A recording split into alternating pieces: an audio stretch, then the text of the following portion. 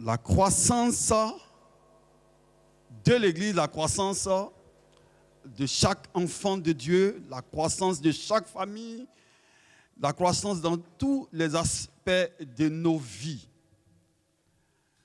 Tu es né, tu as grandi, tu t'es bien nourri, tu as évolué, tu as progressé dans ta façon de parler. Avant, pour communiquer, tu pleurais en tant que bébé. On crie, ouais, quoi, né.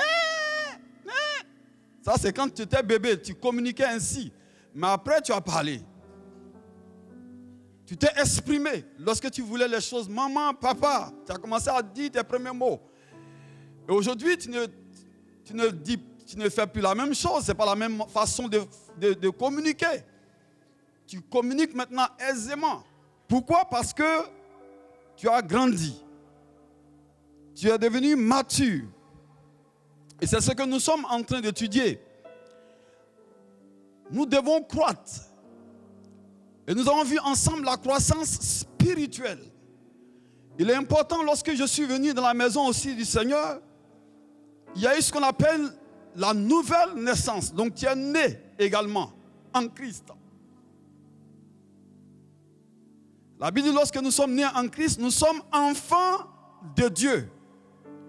Et ce n'est pas la volonté de l'homme, ni de la chair, ni des os, mais c'est la volonté de Dieu que nous sommes devenus donc enfants de Dieu. Et Nicodème qui posait cette question, mais comment on peut naître de nouveau quand on est grand? Est-ce qu'on va aller rentrer dans le ventre de notre maman pour devenir encore bébé? Nicodème, le docteur de la loi, n'avait rien compris. Mais heureusement, il était en face du docteur des docteurs, le docteur de la foi, le docteur de la vie, le docteur qui est la parole. C'est une naissance spirituelle. Et quand on est spirituellement également, on est encore enfant, on est encore bébé, quel que soit notre âge, quelle que soit notre éducation, on devient enfant. Et quand on n'est pas chrétien, on le devient un jour.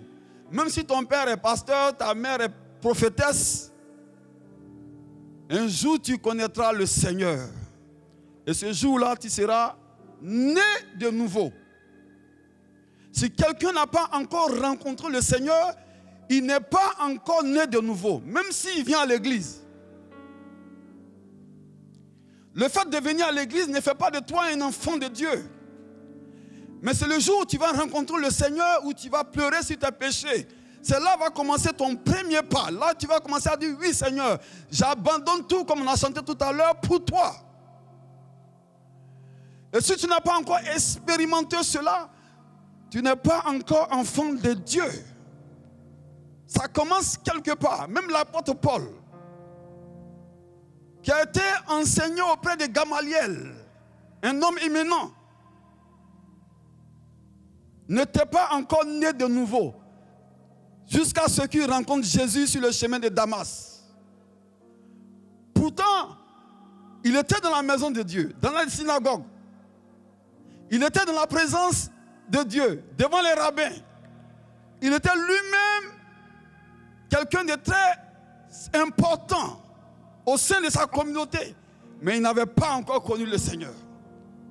Et lorsqu'il a connu le Seigneur, l'apôtre Paul, à chaque fois, au niveau de l'apôtre Paul, c'est impressionnant, quel que soit ce qu'il a fait. Mais il se rappelle toujours de ce jour-là. Et je vais dire, si tu ne te rappelles pas du jour de ta conversion, c'est que tu n'es pas encore né de nouveau.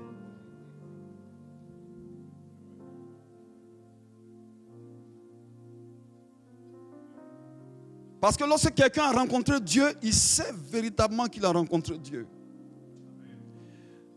Et je veux t'exhorter ce matin à rencontrer Dieu.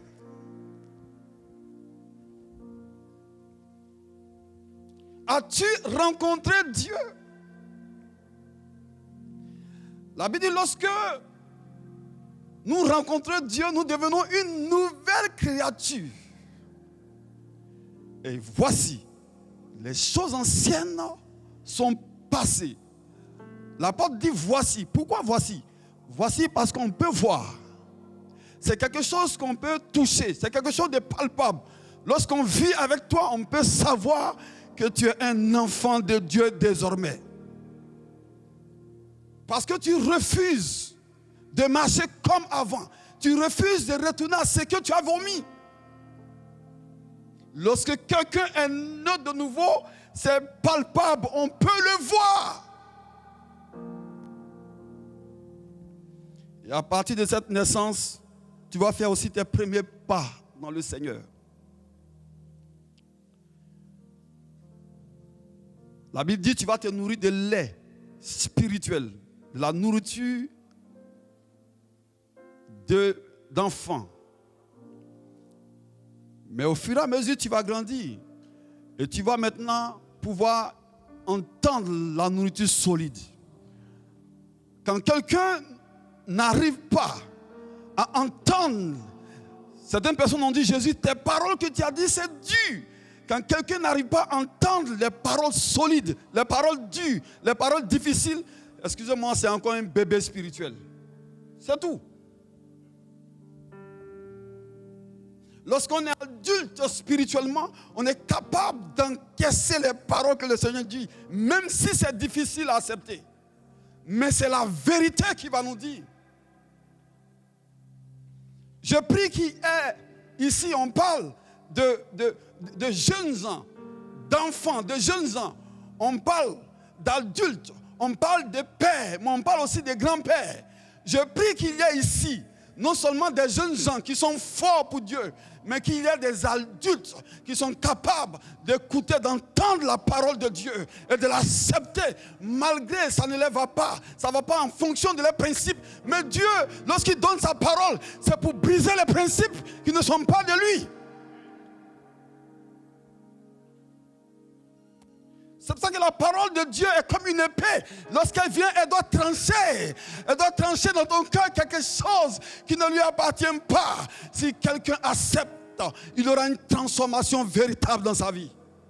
C'est là qu'on voit que quelqu'un est transformé et quelqu'un d'autre n'est pas transformé. Quand une parole vient, ça te pique, tu sors de la salle.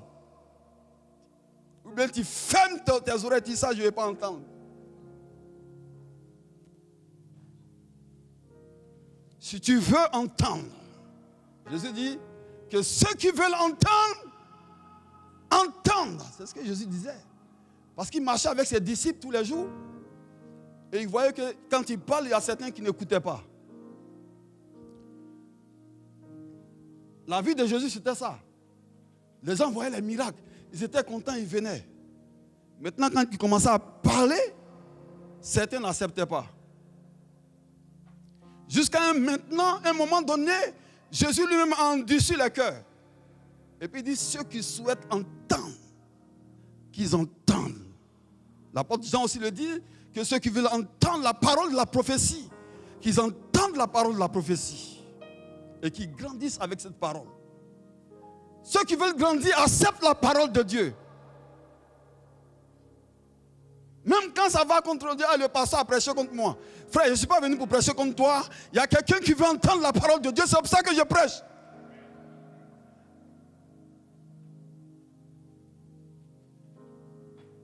Je dis toujours que si Dieu a appelé quelqu'un, c'est toujours pour quelqu'un d'autre. Si Dieu a appelé un pasteur, c'est toujours pour quelqu'un. Et si cette personne est là ce matin, bien aimé, tu vas entendre la parole de Dieu, tu vas l'accepter. Mais si tu n'as pas été appelé, Jésus dit, personne ne vient à moi si le Père ne l'attire. Ils sont tous partis pratiquement. Jésus a regardé les disciples qui étaient là, ceux qui étaient pour lui. Il a dit, mais vous, pourquoi ne partez-vous pas? Et Pierre, comme à son habitude, il dit, à qui d'autre irions-nous? Moi, je ne sais pas à qui je vais aller. Qui d'autre? Si ce n'est pas Jésus. Je ne suis rien sans lui. Je ne peux rien sans lui. À qui d'autre irions-nous? Tu as la parole de la vie. Oh oui, la parole de Dieu des fois dérange. Va à l'encontre de nos pensées. Mais ça sauve. Veux-tu être sauvé? Veux-tu croître? Veux-tu grandir? Mais cette parole qui te dérange là, c'est celle-là qu'il te faut. Du moins si elle est dans la parole de Dieu. C'est celle-là qu'il te faut. Celle qui te dérange, c'est celle-là qu'il te faut. Si tu veux toujours les paroles qui te plaisent, tu ne grandiras pas. Mais si la parole vient et qu'elle te dérange, oui, tu as besoin de franchir ce pas. Et quand tu seras de l'autre côté, maintenant tu regardes la parole, tu dis oui, c'est ça. Quand tu écoutes maintenant, tu dis Alléluia, tu dis Amen. Mais avant, tu ne disais pas Amen. L'apôtre Paul dit, il faut que la parole qui vient te rende triste. La tristesse selon Dieu qui apporte la repentance. La tristesse selon Dieu qui apporte la repentance. S'il y a une parole qui est venue pour te rendre triste, selon Dieu c'est bon. C'est pour que tu puisses te repentir. Et puis le lendemain, quand on va prêcher sur la même parole, toi-même tu vas dire Alléluia. Tu ne seras plus triste, mais ça va te fortifier. Vous voyez? Nous ne devons pas nous opposer à la parole. Mais au contraire, accepter la parole et grandir avec la parole. Donc nous avons vu la croissance spirituelle. Nous voulons parler aujourd'hui de la croissance numérique. Quelqu'un dit avec moi la croissance numérique. Crescere numérique. Alléluia. Quand on parle de croissance numérique, il s'agit de la multiplication du nombre de fidèles dans l'Église qui se trouve dans le monde entier. Je parle de l'Église du Seigneur. Parce qu'il faudrait savoir que dans l'Église, il y a l'Église. Alléluia. Dans l'Église, il y a la vraie Église du Seigneur. Autrement dit, ce n'est pas tous ceux qui sont à l'Église qui sont l'Église du Seigneur. Tous ceux qui acceptent réellement d'être l'Église du Seigneur, Dieu les fera devenir l'Église du Seigneur. Il dit, ne rejette pas celui qui vient à lui. C'est pour cela, bien-aimé, tu peux servir Dieu, tu peux chanter, tu peux danser, et puis tu ne fais pas partie de l'Église du Seigneur. Le ciel ne te connaît pas. Tu peux être un pasteur qui a de nombreuses vues sur Internet, et puis Dieu ne te connaît pas. Tu peux avoir drainé une foule derrière toi, et Dieu ne te connaît pas. C'est pour cela que, bien-aimés, nous devons nous appliquer à être la vraie Église du Seigneur. Lorsqu'il viendra, bien-aimé, il ne se trompera pas. La Bible dit qu'il est le juste juge. Il ne va pas se tromper. J'étais en train de regarder un poste avant-hier. Je voyais l'enlèvement de l'église dans une église. Vous savez que lorsque le Seigneur viendra, il attirera à lui ceux qui sont à lui. La Bible dit qu'il sera dans les airs. Lorsque la trompette va sonner, en un clin d'œil. Est-ce que vous voyez l'un clin d'œil? Ça fait combien de secondes? On va diviser la seconde en combien de temps pour trouver l'un clin d'œil? C'est très rapide. Cligne des yeux, vois un peu. Cligne. Vous voyez comment c'est rapide? Ce n'est pas une seconde. Hein? C'est plus petit qu'une seconde. Mais la Bible dit que c'est comme ça va se passer.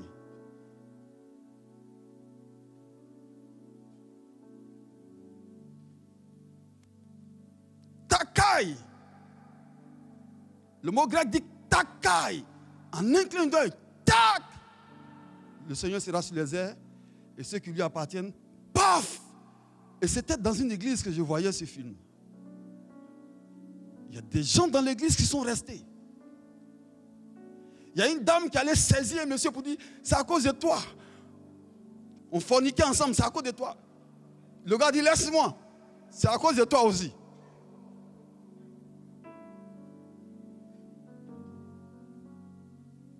Et ça pleurait, ça criait. Parce qu'à l'église, on savait que ce temps arrivait, les gens sont partis, ils ont vu. C'était tellement rapide, mais ils ont su. Le pasteur était parti. Hé, moi je serais parti.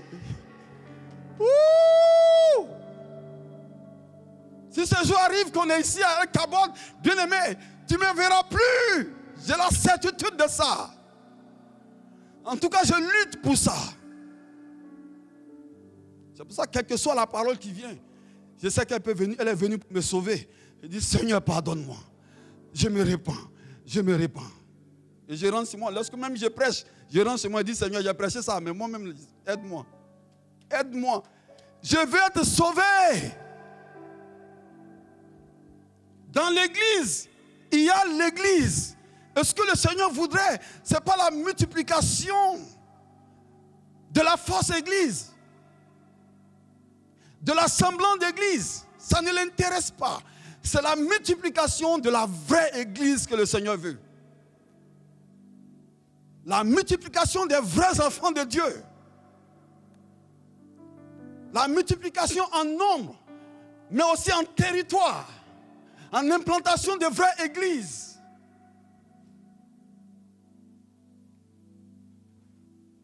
Le Seigneur appelle son peuple à croître, à se multiplier. Nous partons dans le livre de Genèse. Dieu ordonne à Adam et Ève à être féconds et à multiplier, à remplir la terre et à l'assujettir. Lorsqu'on croit, lorsqu'on se multiplie, on domine, on assujettit.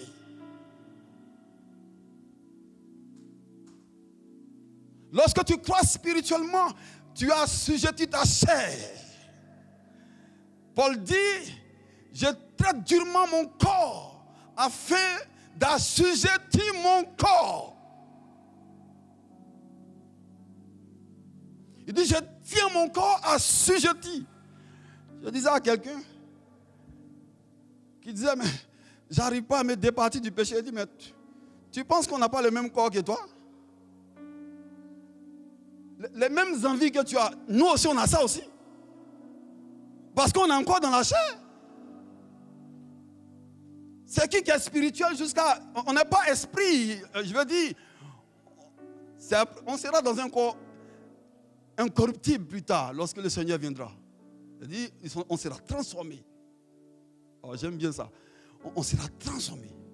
En un clin d'œil, ce corps que tu vois là, il sera non transformé. Il sera devenu un corps glorieux. Et là, il n'y a plus de corruption possible sur ce corps.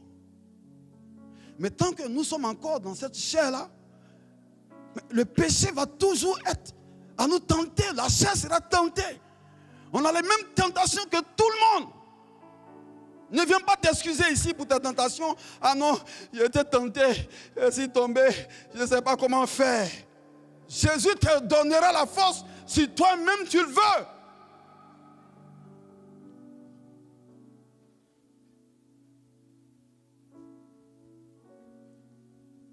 Ça fait 23 ans que je suis dans le Seigneur.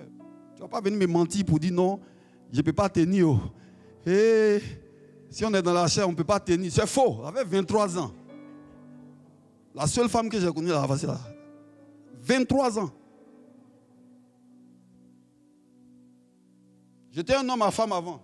Je dis la vérité. Il ne faut pas qu'on mente sur notre témoin. J'étais un homme à femme. Je ne fais pas 6 mois avec femme. Je casse, je vais à l'avant. Je casse, je vais à l'avant. Tu me poursuis, tu pleures, je m'en fous. C'était ça ma vie. Mais quand j'ai donné ma vie à Dieu, Paul dit, je tiens mon corps assujetti. Mais ce n'est pas parce qu'il n'y a pas de tentation. Il y en a. Partout tu passes, il y en aura. Si tu as des goûts là, le diable va te montrer ça. Ce que tu aimes là, ça va venir devant toi bien même.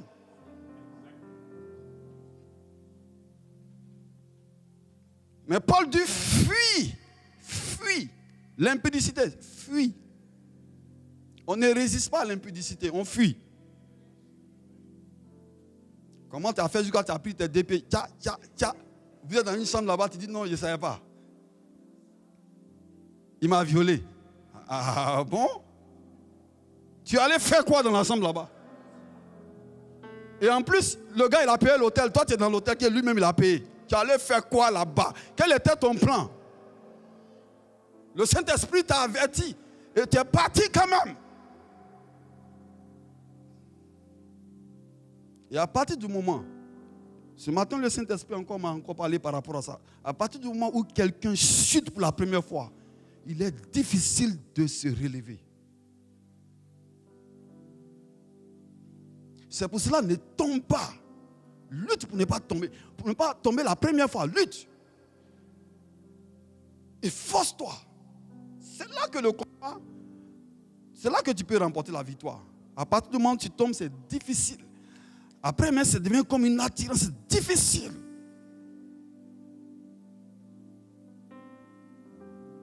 L'Esprit me parle de ça ce matin. Donc, tu n'es jamais tombé, reste comme ça. Tu es tombé, efforce-toi, efforce-toi. Fais l'effort. Relève-toi et Dieu te relèvera. J'en suis persuadé. Il est le Dieu qui relève. Dieu dit à Adam, soyez féconds. Genèse chapitre 1, verset 28. Dieu les bénit. Alléluia. Quand la Bible dit Dieu les bénit, c'est-à-dire qu'il les encadre. Il est présent, il est béni dans toutes sortes de choses. Mais il est présent. La vraie bénédiction, c'est quand Dieu est présent. Dieu les bénit par sa présence. Et quand Dieu les bénit par sa présence, il n'y a rien qui peut arrêter quelqu'un qui a la présence de Dieu. Tout ce que Dieu a prévu dans sa vie va s'accomplir. Oh, ton amen est trop faible. L'amen veut dire oui, ça s'accomplit dans ma vie. Le premier qui dit amen reçoit la chose. Voilà. Dieu les bénit et leur dit, soyez féconds. Je vais prophétiser sur la vie de quelqu'un. Sois fécond. Oh! Maïrebo Satalabres. La stérilité n'a aucun pouvoir. Sois fécond ce matin. Je brise tout esprit de stérilité dans tous les domaines de ta vie. Oh Jésus, te libère. Son sang a coulé pour cela. Il dit, soyez féconds, multipliez, remplissez la terre, l'assujettissez, dominez. Sur les poissons de la mer, sur les oiseaux des cieux, et sur tout animal qui se meut sur la terre. En gros, c'est sur toute la création de Dieu. Vous savez que les richesses que nous sommes en train de chercher, lutter des fois, c'est ce qu'on appelle la création de Dieu. C'est tout ça la création de Dieu. Lorsque vous lisez dans Ésaïe 45, la Bible dit qu'il prend son serviteur Cyrus et il va lui faire découvrir les trésors enfouis sous la terre, sous la mer. C'est la création. Les trésors, l'or, l'argent, ce sont des créations de Dieu. Le règne animal, les animaux, le règne végétal, les plantes, le règne minéral, c'est quoi? C'est l'eau, c'est les roches, c'est aussi l'or et l'argent. Mais Dieu dit, lorsque tu te multiplies, lorsque tu es fécond, tu domines. Alléluia. Je vais dire à quelqu'un que tu vas dominer sur la création. Tu vas dominer sur l'or et l'argent. Oh my God. Je pense que je vais arrêter de prêcher. Les amens ne sont pas vraiment à la hauteur de ce que je vais te donner ce matin. Je dis, tu seras prospère. Tu vas dominer sur ces choses. Dieu est le Dieu à qui appartient l'or et l'argent. Moi, je ne suis pas pour prêcher l'évangile de la prospérité, ni l'évangile de la pauvreté. Mais je prêche la prospérité de l'évangile. Celui qui est déjà dans l'évangile, celui qui est un enfant de Dieu, il est appelé à être prospère. Ça est dans la Bible. Mais les choses doivent se faire dans l'ordre. On est d'abord en Christ. Alléluia. On est béni, mais on est béni en Christ, en Dieu. C'est-à-dire que lorsque Dieu te bénit, ça ne te fait pas sortir de sa présence. Mais au contraire, tu deviens encore plus humble parce que tu sais, celui qui t'a béni, tu ne veux jamais qu'il te quitte. Il y aura des milliardaires ici. Mais ceux qui vont dire, Seigneur, mais je vais être milliardaire, pas pour moi, milliardaire pour toi. Et cela commence maintenant. Si tout ce que tu as appartient à Dieu, il le voit, il le sait. Alors il te donnera. Parce qu'il sait que s'il te donne, tu vas donner aussi à l'église. Mais si déjà il donne, le Père qui donne, tu mets dans ta poche. Et puis quand tu viens à l'église, c'est 20 centimes, c'est 10 centimes. Pourtant, il t'a donné la santé, tu allais travailler. Jamais tu ne payes ta dîme. Et c'est les autres. Les autres vont payer. Oh. Imagine si tout le monde disait les autres vont payer. Ils vont nous chasser de cette salle. Avant qu'on nous chasse, je vais vous appeler tous au téléphone. Je suis parti. Hein? Honte comme ça, là, je ne vais pas. C'est honte si mon Dieu ne veut pas. Il dit, je vais vous appeler.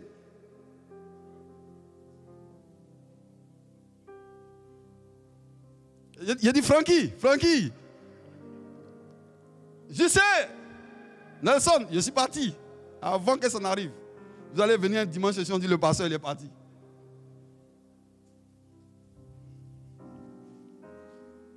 C'est nous tous. Savons que Dieu, la Bible dit, si nous est fidèle dans les moindres choses, on sera aussi dans les grandes. Donc il va nous donner les moindres choses pour nous tester. Ce que tu as là, ce sont des miettes de ce qu'il a prévu pour toi. Si tu ne sais pas gérer ça, il ne va pas te donner autre chose à gérer. Tu es fidèle dans les biens d'autrui. Si tu n'es pas fidèle dans les biens d'autrui, qui te donnera tes propres biens? J'aime bien cette parole de Luc chapitre 10, le verset 16. Qui va te donner les biens, tes biens à toi? Alléluia. La croissance numérique. La croissance numérique, c'est la croissance de la multiplication. Alléluia.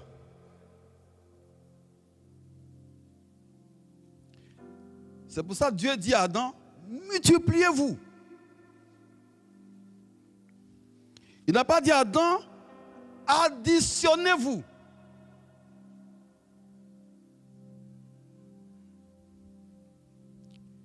Mais il dit multiplier. C'est le Dieu de la multiplication. Romains chapitre 8, verset 29, nous allons comprendre que lorsqu'il a donné à Adam de se multiplier, avec Jésus, c'est la même chose. Romains chapitre 8, verset 29 nous dit, car ceux qu'il a connus d'avance, il les a aussi prédestinés à être semblables à l'image de son Fils, afin que son Fils fût le premier-né entre plusieurs frères. Dieu, vous savez que Jésus c'est le second Adam, Adam c'est le premier Adam. Dans Genèse, Dieu dit à Adam, je te bénis, je te rends fécond, multiplie la terre. Vous voyez? Mais lorsque Jésus vient, c'est le même but. Mais cette fois-ci, c'est dans la multiplication de l'Église, choisie de Dieu. Il dit Jésus, Paul dit Jésus est le premier-né d'entre les frères. Ça veut dire quoi?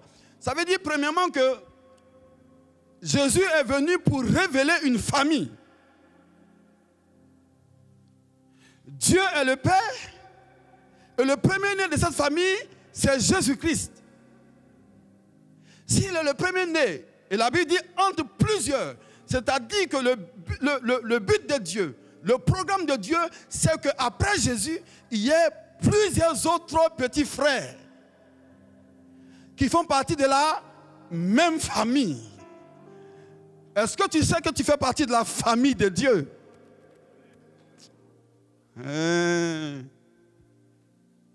Vous voyez, amen aussi, ça veut dire je crois. Est-ce que tu crois cela vraiment?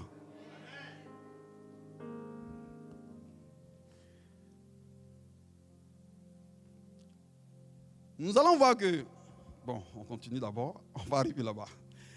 Nous voyons que l'Église donc commence par un premier-né. Et ce premier-né-là, comme Adam, va engendrer Caïn, va engendrer Abel. Dans le but quoi? De faire le plan de Dieu, d'accomplir le plan de Dieu. Donc il devrait continuer de se perpétuer. Et Caïn qui a mal compris la chose va tuer Abel. Mais le plan de Dieu ne va pas s'arrêter là. Caïn va faire des enfants. Et ces enfants vont faire des enfants. Et nous sommes la descendance malheureusement de ce Caïn. Mais Jésus-Christ est venu pour nous racheter. Pour que nous fassions non plus partie charnellement de la famille de Caïn, mais spirituellement d'une meilleure famille. La famille de Dieu. Dis avec moi, je fais partie de la famille de Dieu. Oh là là, quelle déclaration puissante. Tu appartiens à la famille du roi des rois, du président des présidents. Aussi grand que soit un homme sur la terre, il n'est pas plus grand que Dieu. Et toi, tu fais partie de la famille de Dieu. Dis à ton frère, rehausse un peu tes épaules. Pas trop, il ne faut pas trop dépasser. Il faut savoir se contenir. Mais tu fais partie de la famille de Dieu. Il ne faut pas gonfler. On n'a pas dit de gonfler. Juste un peu, juste un peu. Faut pas.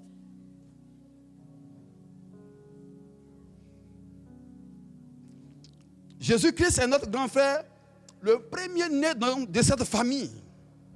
Et comme Dieu est le Dieu de la multiplication, donc il utilise Jésus pour perpétuer d'autres Jésus. Lorsque un homme fait un enfant, l'enfant de l'homme c'est quoi? C'est aussi un homme. Je prends du homme grand H, c'est-à-dire homme et femme. Donc c'est un homme. Et lorsque Jésus perpétue d'autres membres de la famille, donc il crée des Jésus.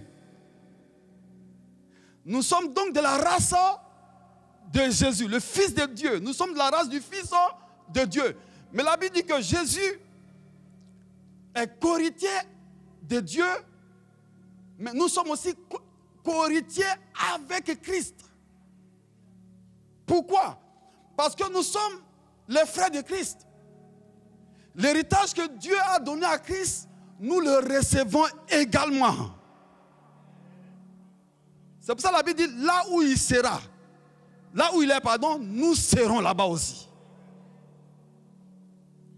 Et la Bible va plus loin. Et là où il est assis à la droite de Dieu, nous sommes aussi à ses côtés, à la droite de Dieu. Parce que désormais, nous avons son héritage. Ce n'est pas pour rien que Jésus s'arrête et dit à ses disciples, je vous ai donné le pouvoir. Je ne donne pas le pouvoir à n'importe qui. Je donne le pouvoir à celui qui fait partie de ma famille. Si tu donnes le pouvoir à un étranger, mais les gens de ta famille ne vont pas l'accepter. Vous êtes d'accord avec moi? Jésus, sachant que nous sommes de la même famille, il nous donne le pouvoir qu'il a. Alors lorsqu'il nous donne le pouvoir, ce n'est pas un pouvoir dilué. De la même manière, il chassait les démons. De la même manière, il te donne le pouvoir pour chasser les démons également. Oh, alléluia! Dis avec moi, j'ai le pouvoir. I have the power.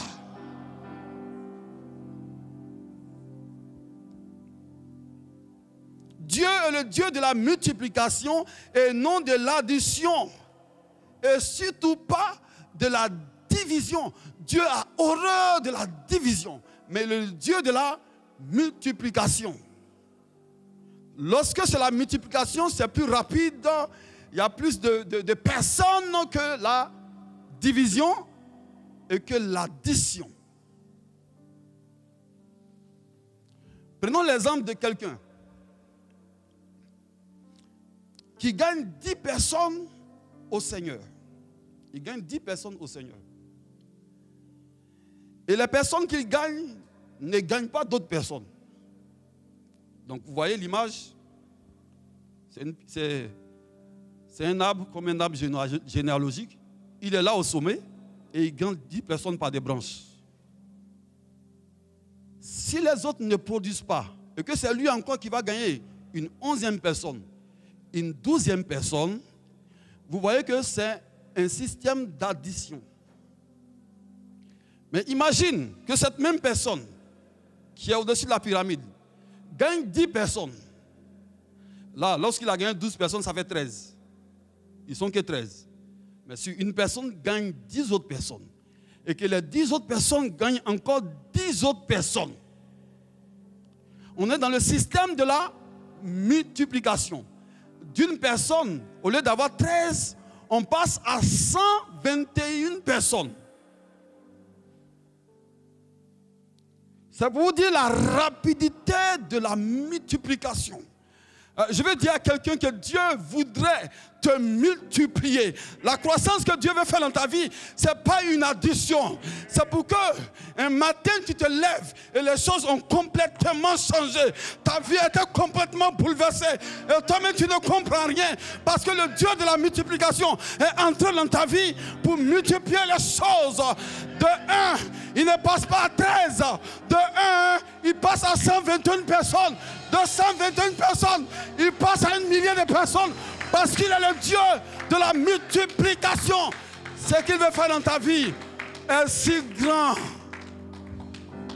Ce que Dieu veut faire dans ta vie est tellement grand que les démons ont commencé à t'oppresser, à t'opprimer, à vouloir empêcher ce que Dieu veut faire. Si quelqu'un est trop acculé par les attaques démoniaques, bien aimé, un matin tu te lèves, tu dis Seigneur, les chrétiens, il fait un mauvais son, il se lève, il pleure. Non! Quand tu fais un mauvais son, tu te lèves d'abord. Première chose, merci Seigneur, parce que tu m'as montré mon adversaire. Alléluia. Hey! C'est ça! Hey, hey! Avant, je ne le voyais pas. Mais maintenant, tu m'as montré. Donc, quand je me lève, hey! Tu vas comprendre. Tu vas comprendre. Tu vas comprendre que je suis de la famille de Jésus, le chasseur de démons, le guérisseur des malades, celui qui parle et la chose s'accomplit. Je suis de sa famille, je suis de la même race que lui.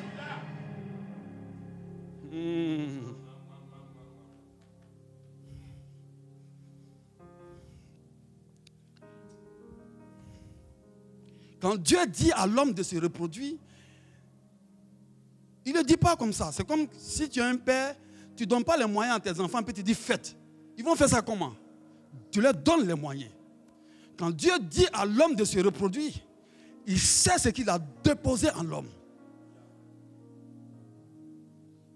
Il sait que l'homme, ce qu'il lui a donné, peut lui permettre de se reproduire. Dieu a mis en l'homme ce qu'on appelle une sémence. Dans Genèse chapitre 1, verset 12. La terre produisit de la verdure, de l'herbe portant de la sémence, selon son espèce. Retiens bien ça. Selon son espèce.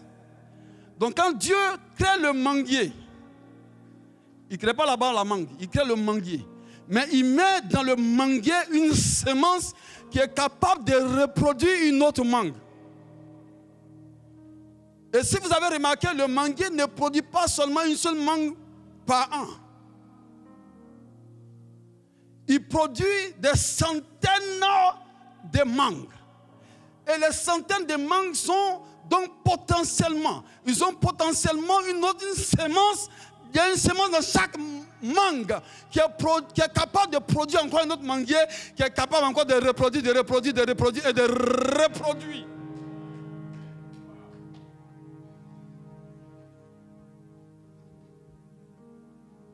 Et lorsque Dieu crée l'homme, il le crée selon son image et selon sa ressemblance. Et qu'est-ce que Dieu fait? Dieu met en l'homme une sémence. Mais la sémence que Dieu met en l'homme, c'est une sémence divine qui est capable de reproduire également un autre être divin. Dis, je suis de la race de Dieu. Je suis de la race divine, capable de reproduire de la race divine. Et Jésus est venu pour accomplir cela. Parce que c'est ça que le diable est venu déjouer. Empêcher que la race divine puisse se multiplier, remplir la terre, assujettir et dominer sur lui. Parce que plus nous sommes nombreux, je l'expliquais ici à la veillée, qu'il y a ce qu'on appelle la prière individuelle et ce qu'on appelle la prière collective. Lorsque nous prions ensemble, nous sommes plus forts. Ta force ne vient pas lorsque tu pries tout seul, tu vas tomber. C'est pour ça que tu as besoin d'une église, tu as besoin d'un pasteur. Un chrétien qui n'a pas d'église, qui n'a pas de pasteur, il est déjà tombé. Il est faible. On est une famille. Et Jésus a organisé sa famille. Il a mis sur sa famille, il dit des hommes de Dieu. Quand il est descendu, il est monté. Il a envoyé des uns comme apôtres, des uns comme prophètes, des uns comme évangélistes, des uns comme docteurs et pasteurs. Et pasteurs, pardon. La Bible dit pour le perfectionnement des saints. En vue de l'œuvre de ministère. Veux-tu avoir un ministère? Il faut qu'il y ait un ministère sur ton ministère. Tu es pasteur, mais on ne connaît pas ton pasteur. Un pasteur doit avoir un pasteur. Un fidèle doit avoir un pasteur. Est-ce que je parle à quelqu'un? Tu dois pouvoir t'identifier à quelqu'un. Frère, nous nous identifions à Christ. Mais Paul a dit, imitez-moi comme j'imite le Christ. C'est-à-dire, lorsque vous me voyez marcher, marchez de la même manière. En d'autres termes, lorsqu'on voit un fidèle de El Kabod, on doit reconnaître que c'est un fidèle de El Kabod. Parce qu'on doit voir la gloire de Dieu sur toi. Lorsque nous marchons comme ça.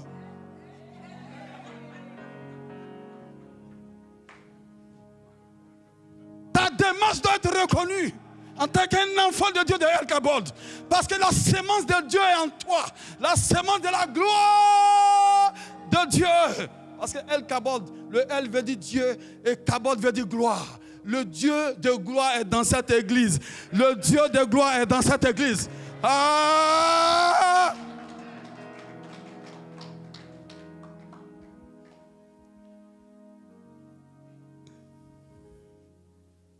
Toute croissance commence par une personne. Toute croissance numérique commence par une personne qui a la sémence de Dieu.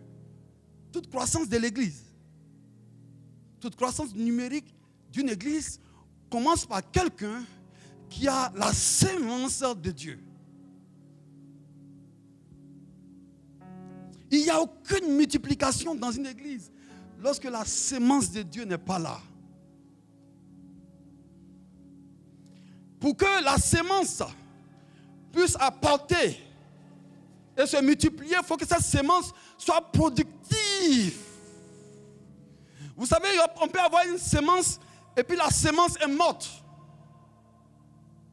Et on peut avoir une sémence, la sémence est encore vivante.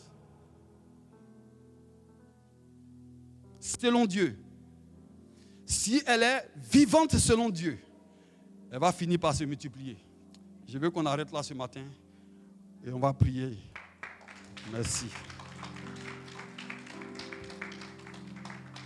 Ce que je veux dire à quelqu'un ce matin, quand il vient à l'église, dis-toi, je dois inviter quelqu'un. Je dois gagner quelqu'un. Je dois me multiplier. S'il y a la vie de Dieu en toi, tu dois pouvoir te multiplier.